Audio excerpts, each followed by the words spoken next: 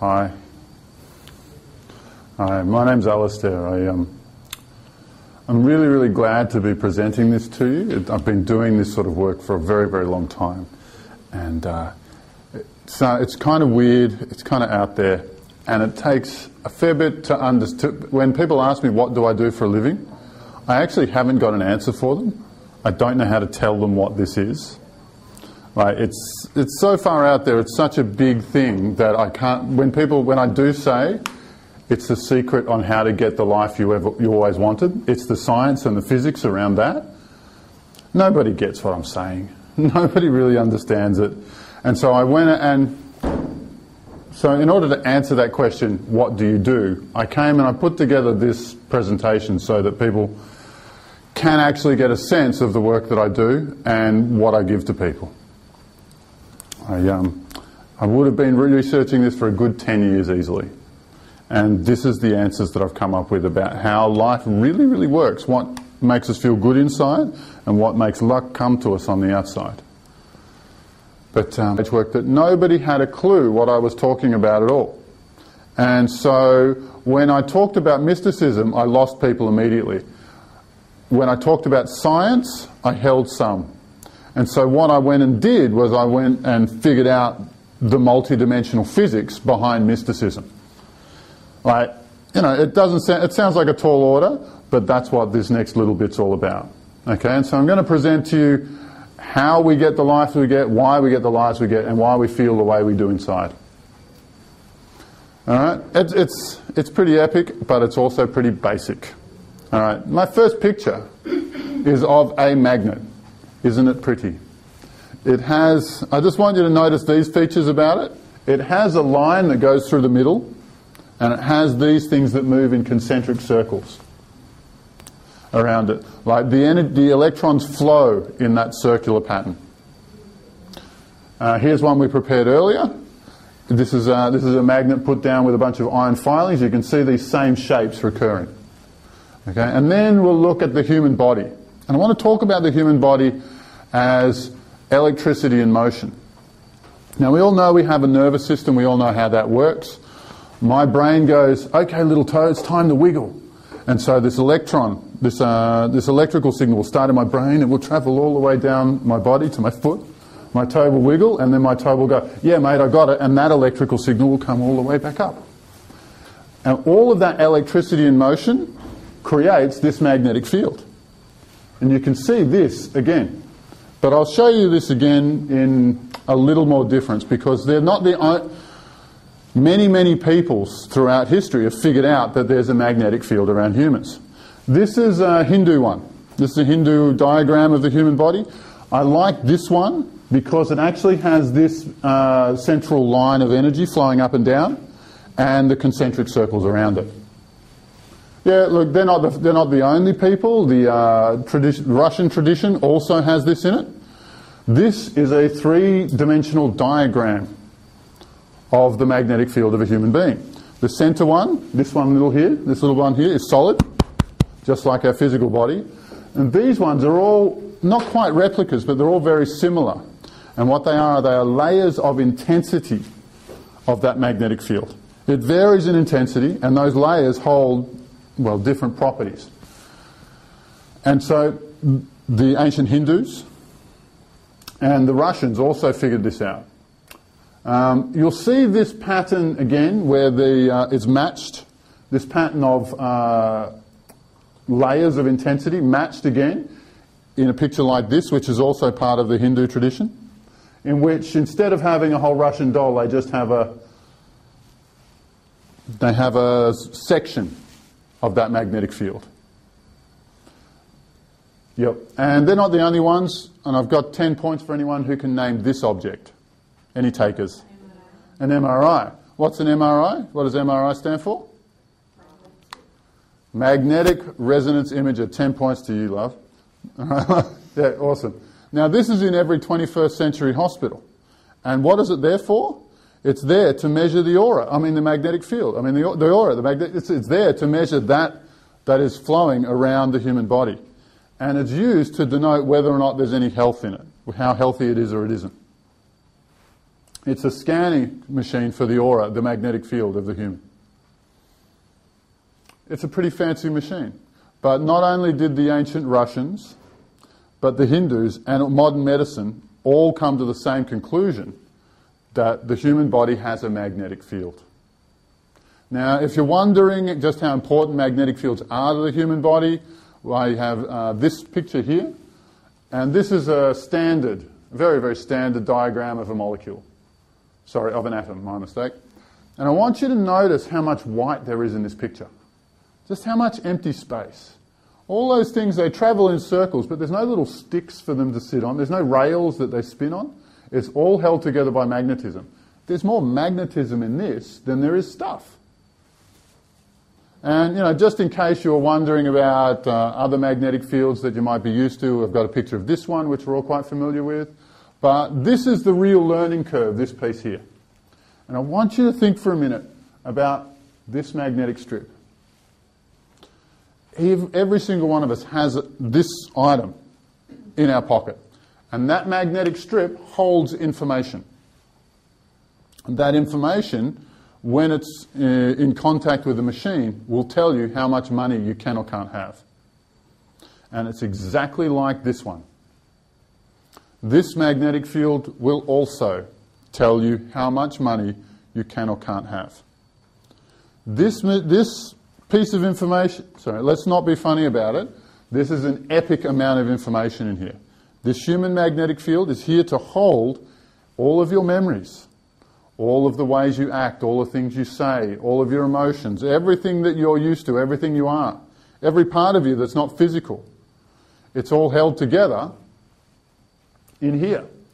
And so if this magnetic field says, I'm poor, if the information that you know about you says, I am poor, it's written in here. And what are the two things that magnetic fields do? Attract and repel. And so if this magnetic field reads poor, then what's going to happen is when money comes, it's going to reflect it back out. It's going to throw it straight away. And this is not just conjecture.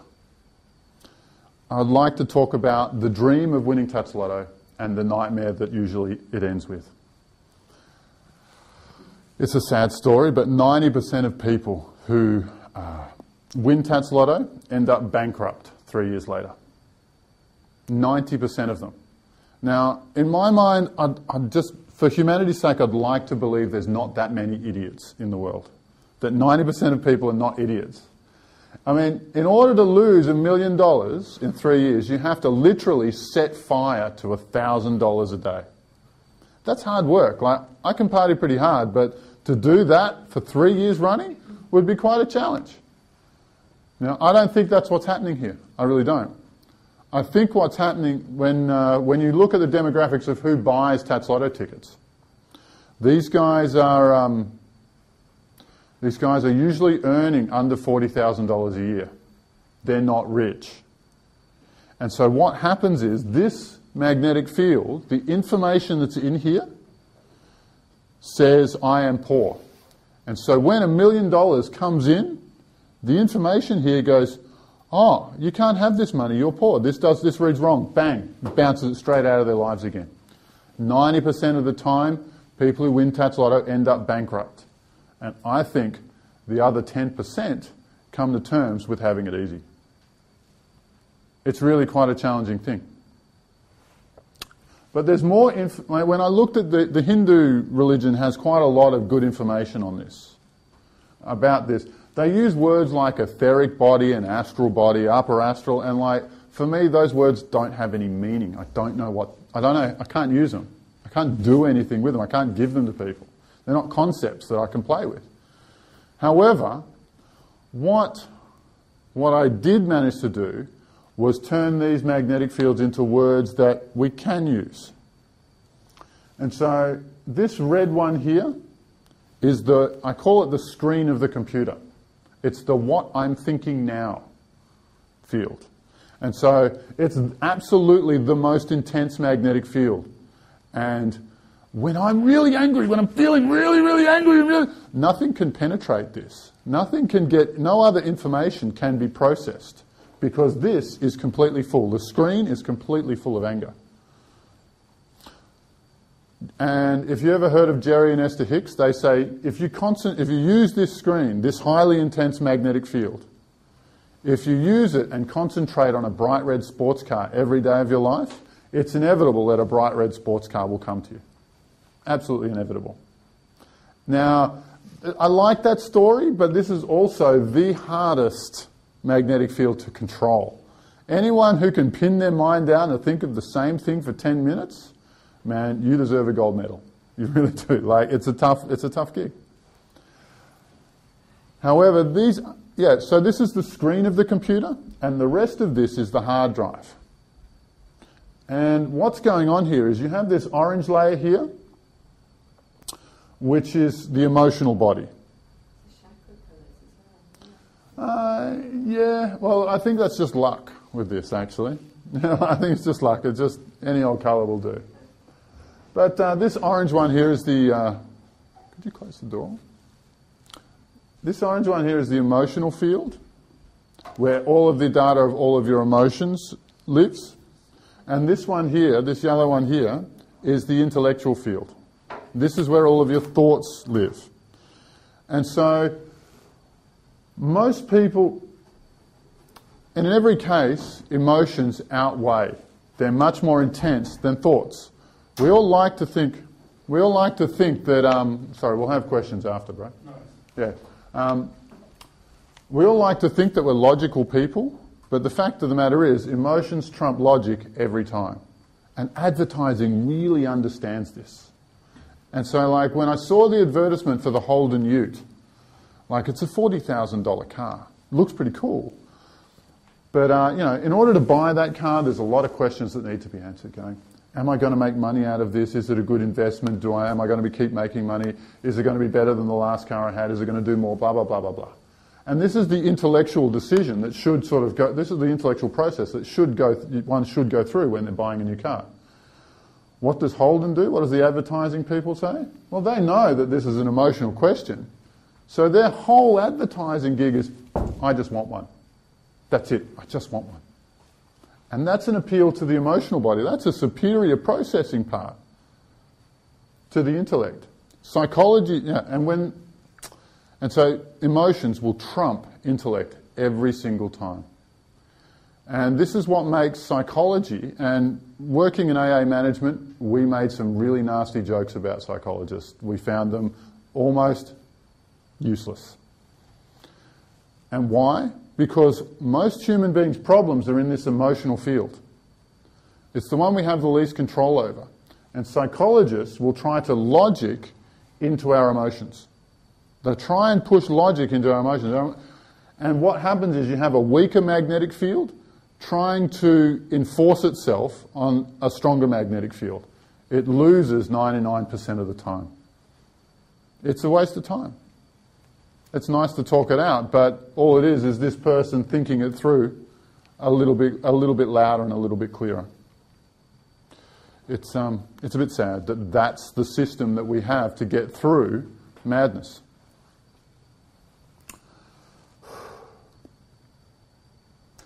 But I want to talk a little bit more about how things fall into your life. Why some people get lucky and some people don't, and some people have good things happen to them, and some people make it look easy, and some people just can't get it right. And what's going on here? And I'm going to talk about these as pathway gates. Like, each one of these is a test to see whether or not something will happen to you. And so I'm going to name these the emotional body, the intellectual body, the eye contact layer, and the on the radar layer. Okay, now I'm using these because, like, the Hindu versions were completely unusable. Like, this is the upper astral. Whoop-de-doo. Okay, but the eye, I'm going to call this one the on the radar. Okay, and so I'll be walking down the street and I will see a beggar on the corner. And me, I'm just, like, not into them that much. And so what's happened here is they have, in a metaphysical sense, is they've entered to this layer of our field. All right? And then there's the question of, am I going to make eye contact with this person? And people who are on the radar field, but we haven't made eye contact with, this is what some people do. Because they know that if they make eye contact, that they're going to have to deal with them. Okay, so sometimes this is like the most literal block that people will use to avoid making eye contact. And when they do that, they're avoiding that person entering this, passing through this field. And so you see somebody, and then if you want to or not, you can make eye contact with them. And if you make eye contact with them, you're probably going to have an intellectual exchange with them. You're going to have to talk to them. And for that homeless guy on the corner who's begging for change, he's definitely on the lookout for eye contact. He knows, subliminally, subconsciously, that he's actually getting closer to getting paid. And so you see this guy and you ask the intellectual question, does this guy need my money or not? And if he's got new sneakers and a packet of cigarettes in his pocket, intellectually he's failed.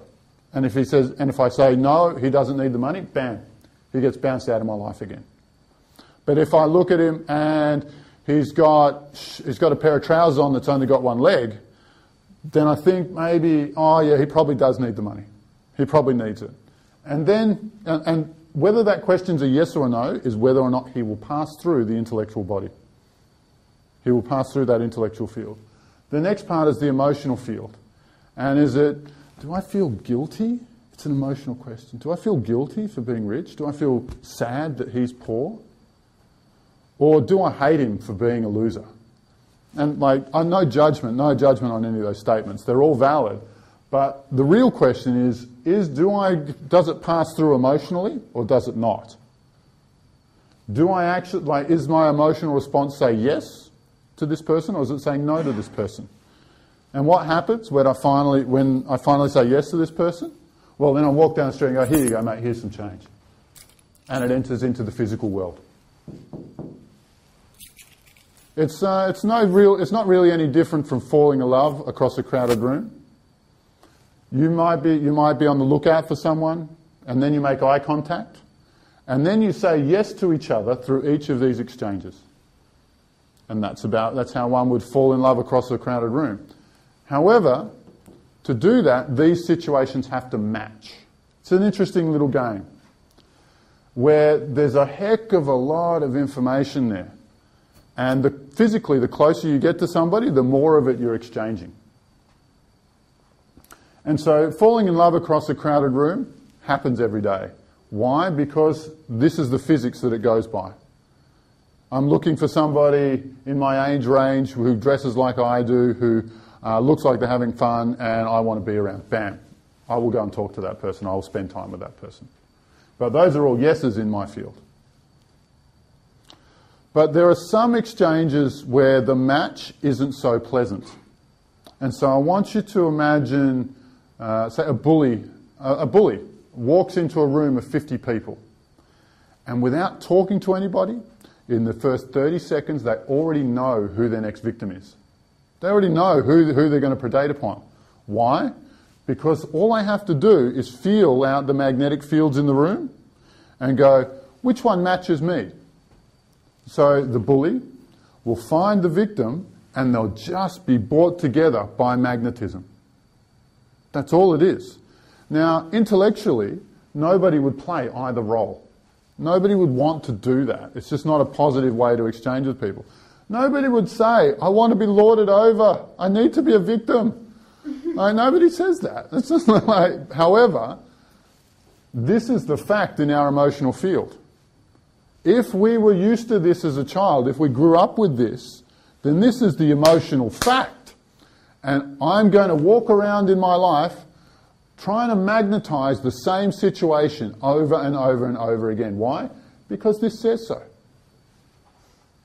And so I want you to think about some of your mates who, they break up with their boyfriend or their girlfriend, and you take them out, you get them drunk, and you lament over the loss of the lover, blah, blah, blah. And then, after 4 hours of berating them, they go, I get it.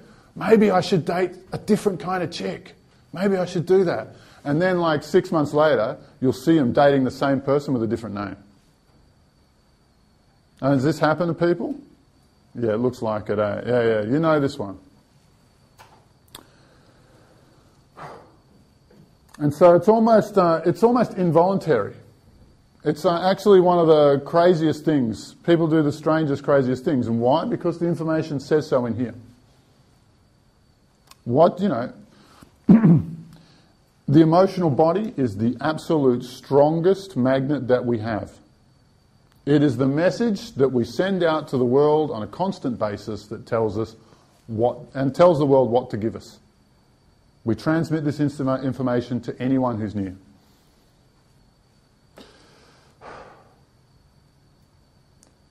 And the problem is that the information that's in there is written by little kids. And so as we grow up, we create our emotional selves, we create our understanding of the world little by little as kids. And so, maybe like I was crying in the cot and I didn't come in time, or whatever the hell that was supposed to mean, so I felt abandoned. And then when I was older, I woke up in the middle of the night and I walked around the house, I couldn't find anybody, I was abandoned. And then my mum was on the phone one day and she just went like this. She says, look, I can't talk to you right now, Alistair. Yep, I was abandoned. Now these situations, none of them are really about abandonment. But if I keep writing abandonment into my emotional truth, then bam, my life is going to be a story of one abandonment after the other.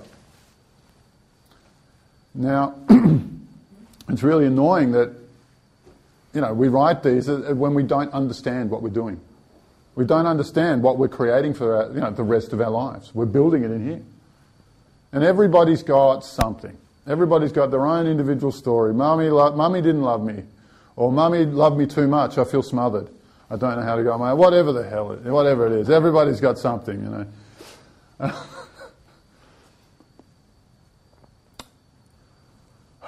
But this is, by far and away, also something that human beings are really, really bad at.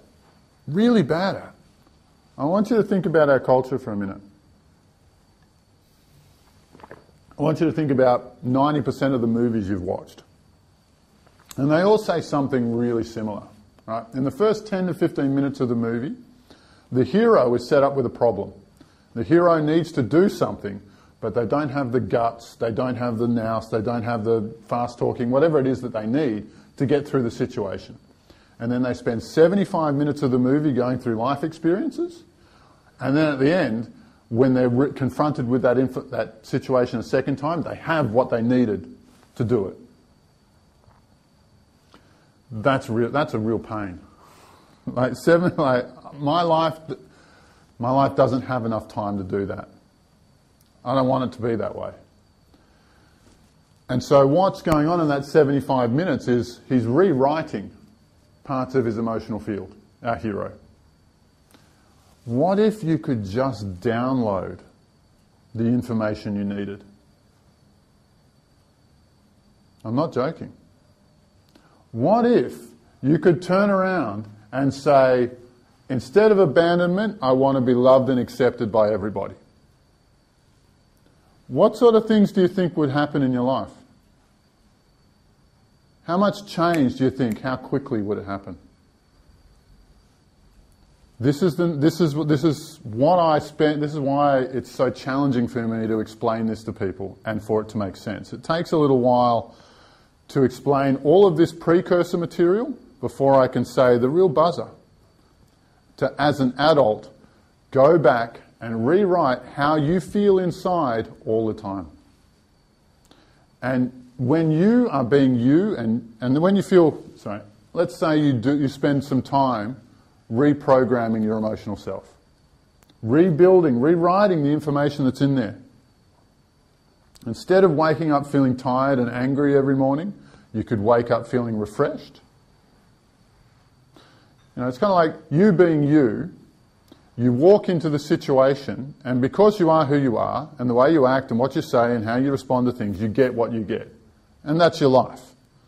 What if you could rewrite all of your response mechanisms so when you went into the same situation again, you acted a little differently, a little more positive, a little more upbeat, a little more excited. and more people want to come close to you. You get a completely different life. It's a really amazing thing, and it's a technology that humankind is not even interested in. We don't even care. For most people, it's a revelation that happens in their late 20s or mid-30s or something like this, that me being happy is important. Like, come on.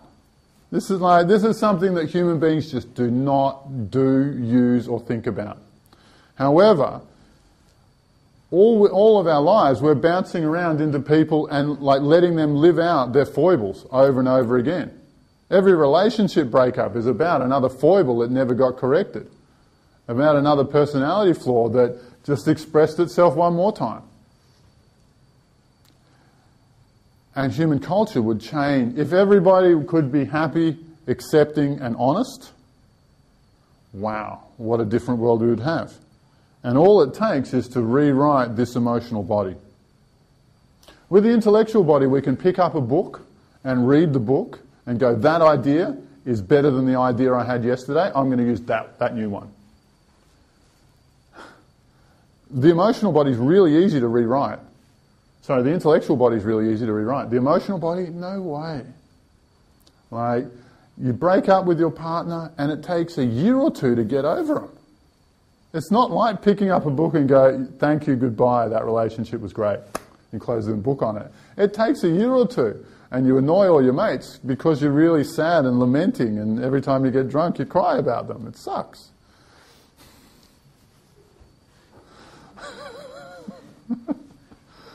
Oh, yeah.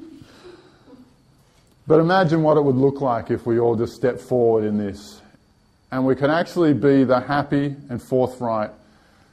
Every challenge we meet is just every time something doesn't work, every time we try to do something and we fail, what's really going on there is our magnetic field is rejecting that.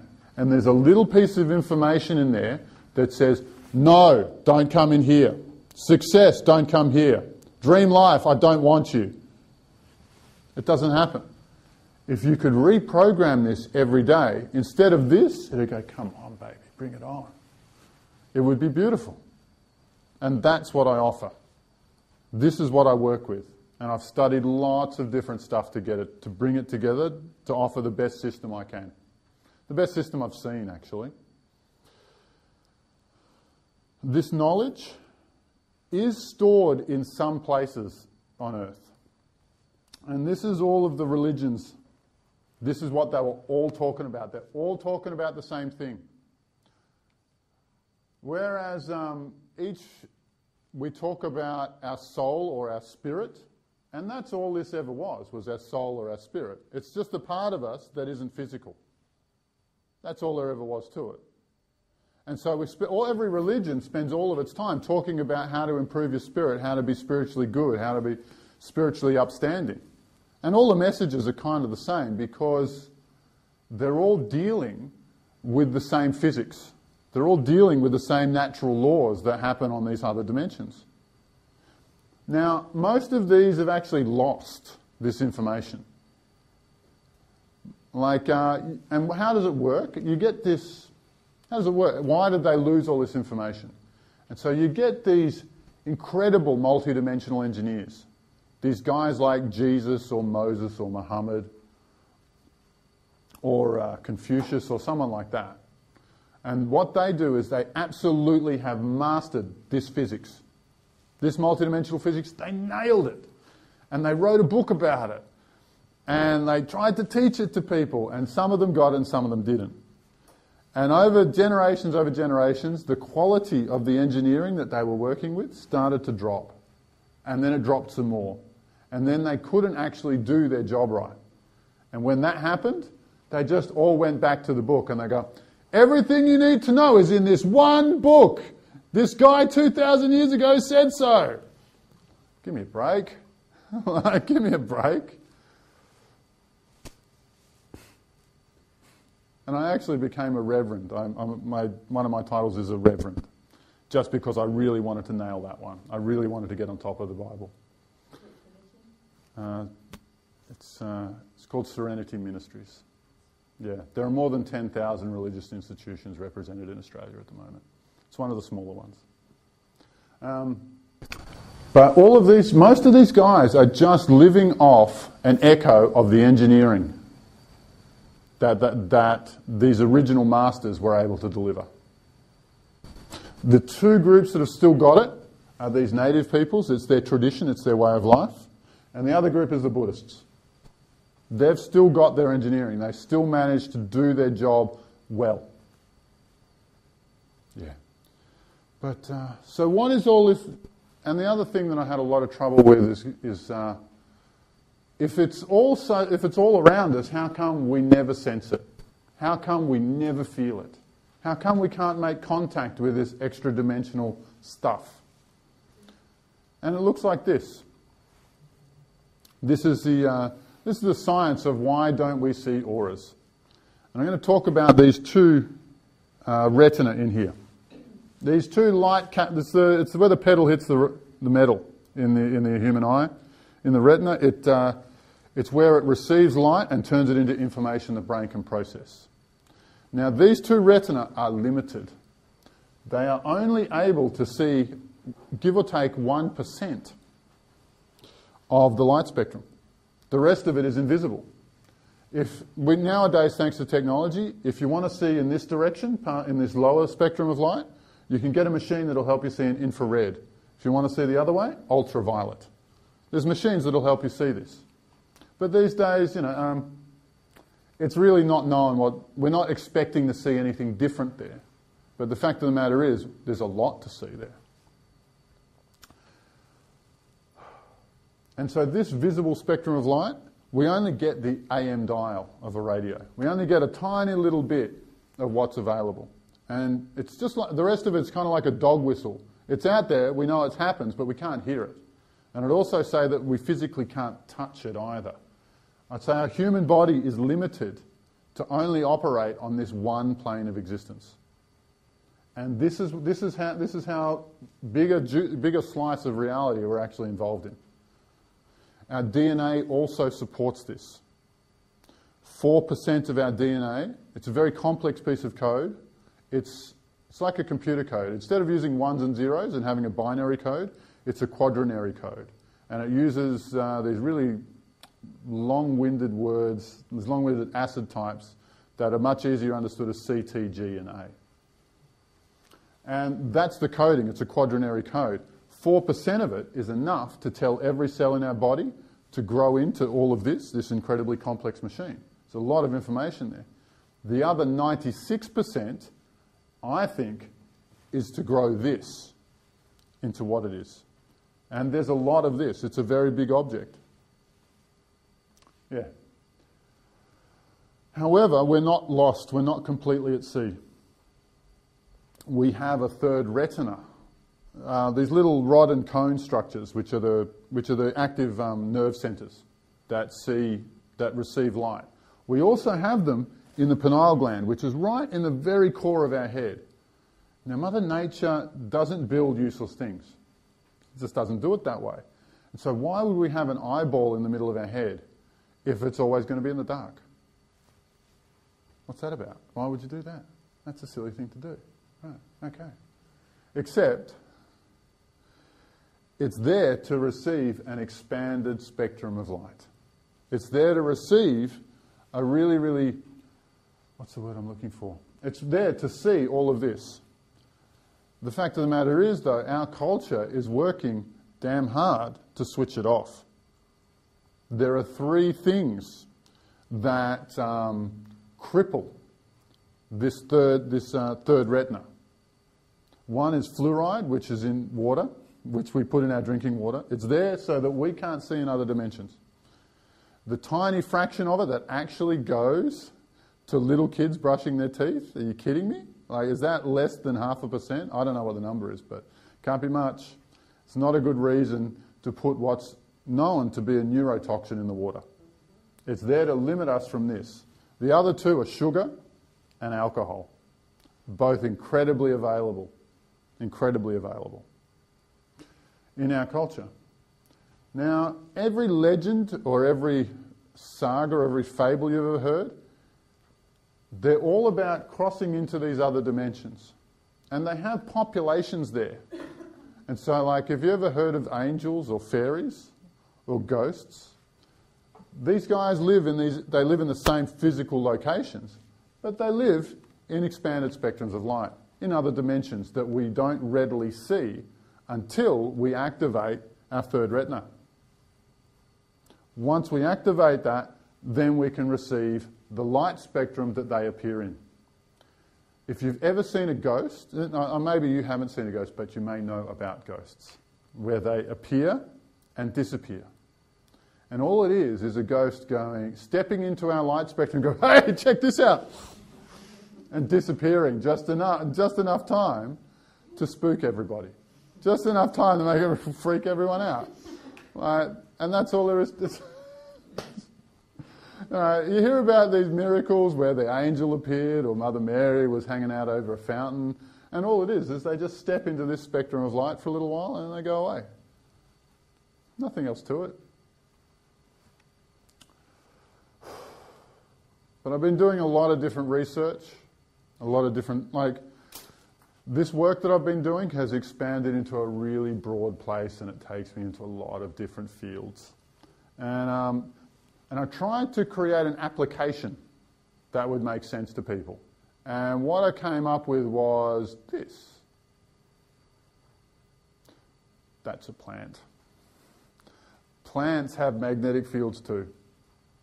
And in the plant's magnetic fields, it has information as well. Now, what happens when you eat a plant, or you eat food, just food, the information in the magnetic field is digested as well. And then those two pieces of information, the one you're carrying now and the new one you've just ingested, they talk to each other and they come to a decision. They create a new understanding of the world. And they'll change the mood you're in. As you're processing the physical component, you will also be processing the emotional and the mental component. And in doing this, it will change the mood you're in. Now, if you've ever seen a little kid who drinks red cordial, you will know what this means.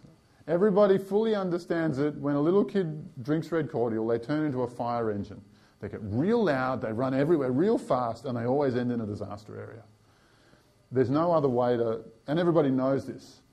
It's not too different with alcohol or with party drugs or, say, with something in our cultures like oysters, where we know that these things have an emotional impact on us. Well, what I did was I wrote a book where it covered that material on absolutely everything in the supermarket. So we haven't quite twigged that our food is teaching us how to live, how to be. We haven't quite twigged to that, so I wrote that book. I did this research, and I got some really interesting findings. Depression is as simple to sort out as drinking tropical fruit juice. If you drink pineapple, which gives you the feeling that everything is awesome, or you eat mangoes, which is all about joy, joy, joy, joy, joy, joy, joy, how I dare you to stay depressed if you eat these tropical fruits for a week. I dare you. And the pharmaceutical companies will hate me because it's too cheap. And it's too easy, and it makes them completely unnecessary. But, the most ancient medical saying is, let food be thy medicine and let medicine be thy food. Really simple. Though not only did I find some treatments for some really simple things, I also found some other things that have influenced our cultures for a really long time. And I looked at beef, and I thought beef is all about being aggressive, being strong, being angry, and having that feeling. And then I mentioned this to somebody, and then they told me that the Sioux Indian warriors, the North American Indians, their warrior caste was only allowed to eat meat, which in practical terms meant buffalo or beef. Their warrior caste has to eat the food that makes them aggressive. That's the law of the Sioux. That's pretty cool.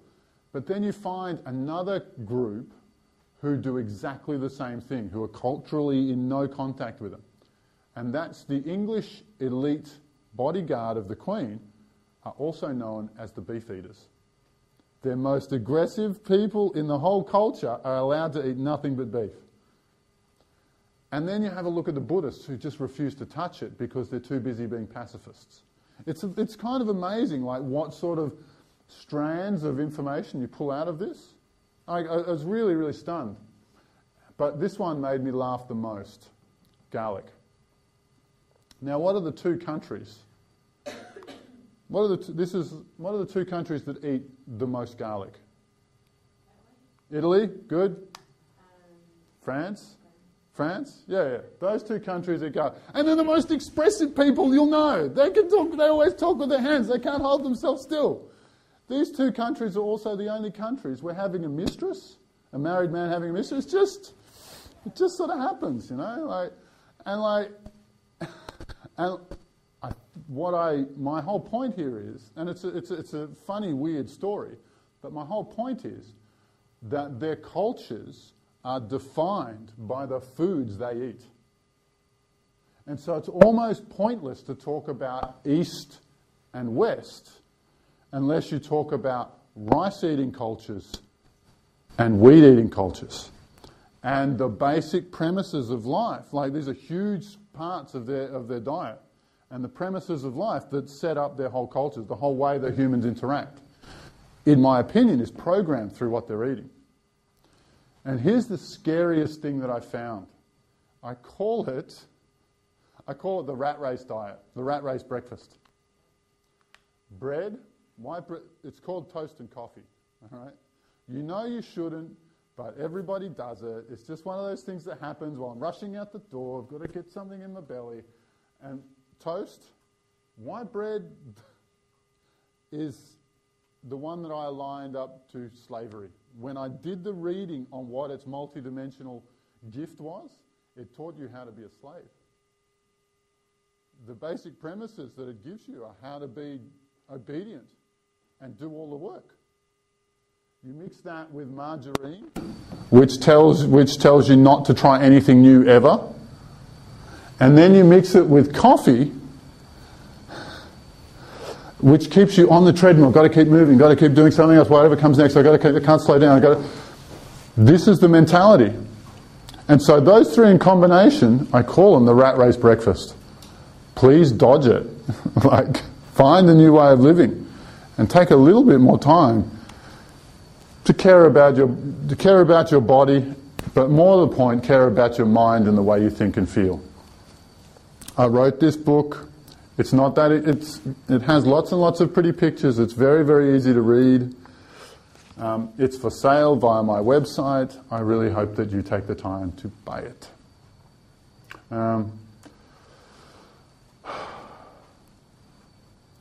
I've been talking a lot about emotional reprogramming and kind of choosing how your life should be. And I think, come New Year's, everybody does this. Everybody makes a bunch of resolutions about, I'm going to draw the line and my life is going to be different from here in. And I think everybody says, I would bet that over last New Year's, most of us said 3 of the things on this page.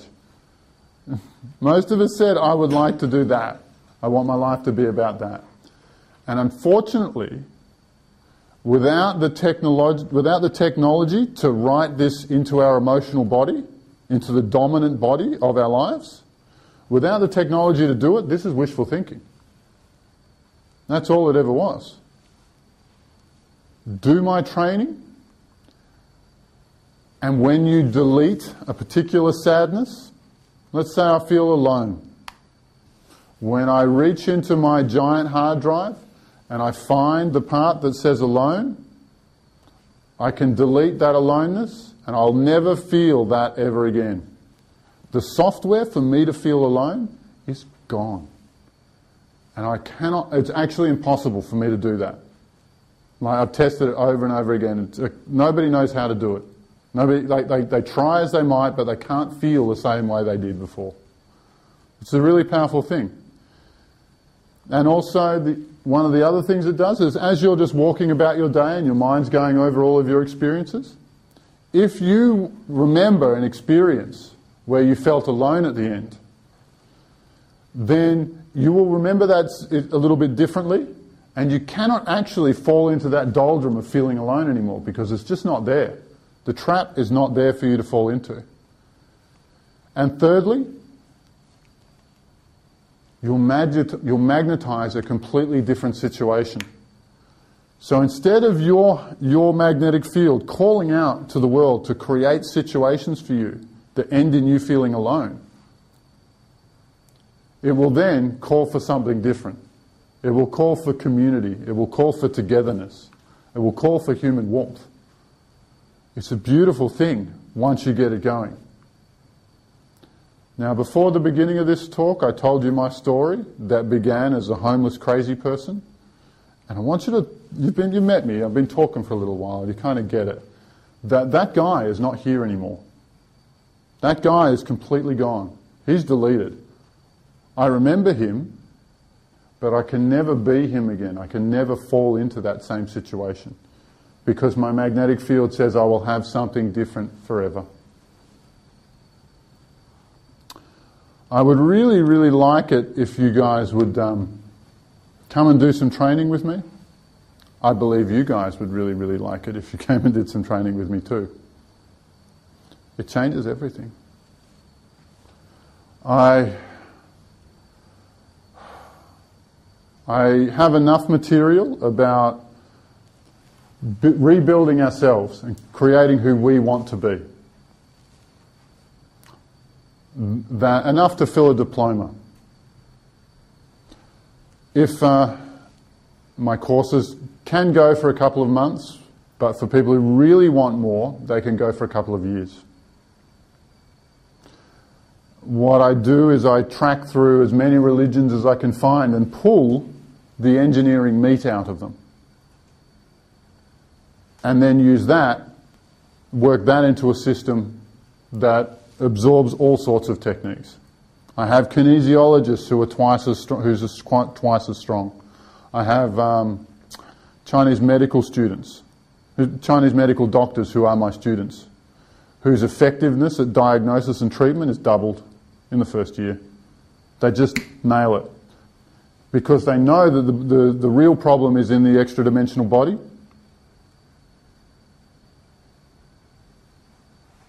And this is the method to solve that problem. I have the first thing I train in is how to solve all of your own problems. And it's I made it really quite easy. I've engineered some really, really powerful tools. It does. It takes time. It takes time, but every time you feel something you don't want to feel, and you decide I don't want to feel it anymore, the engineering that I've got working up there is like that. It'll take you less than a minute to delete that feeling. It's beautiful. It's really elegant.